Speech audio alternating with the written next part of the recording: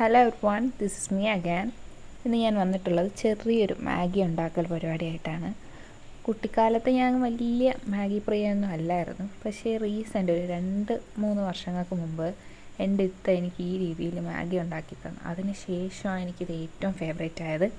അതിനുശേഷം ഞാൻ എനിക്ക് പ്രിപ്പയർ ചെയ്യുമ്പോഴും ഈ ഒരു രീതിയിൽ തന്നെയാണ് ഉണ്ടാക്കുന്നത്. ഇതിൽ മുട്ട, ചിക്കനൊക്കെ ഇട്ട് നല്ല വെറൈറ്റി രീതിയിൽ ഉണ്ടാക്കാം. ഇത് മാഗിക്ക് നല്ലൊരു ഫ്ലേവർ തന്നെയാണ് തരുന്നത്. But she made that level so better. ഇത്ത ഉണ്ടാക്കുന്ന ടേസ്റ്റിൽ ഇതുവരെയും ആ മാഗി അത് ഞാൻ ഉണ്ടാക്കിയിട്ട് എനിക്ക് ഇതുവരെയും പറ്റിയിട്ടില്ല.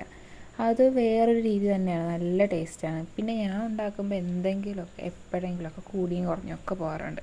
ഈ വീഡിയോ എടുക്കുന്ന ടൈം ഉണ്ടാക്കിയപ്പം നല്ല രീതിയിൽ എരിവ് കൂടിപ്പോയി. പിന്നെ അഡ്ജസ്റ്റ് ചെയ്ത് ഞാൻ തന്നെ അങ്ങ് കഴിച്ചു. ഈ മസാല ഇടുന്ന സമയത്തിന് ശേഷം ചിക്കനൊക്കെ പൊരിച്ചതുണ്ടെങ്കിൽ നമുക്ക് അതും കൂടെ ഇതിൻ്റെ കൂടെ ആഡ് ചെയ്യാം. നല്ലൊരു ഫ്ലേവർ, നല്ലൊരു ടേസ്റ്റുമാണ് കിട്ടുന്നത്.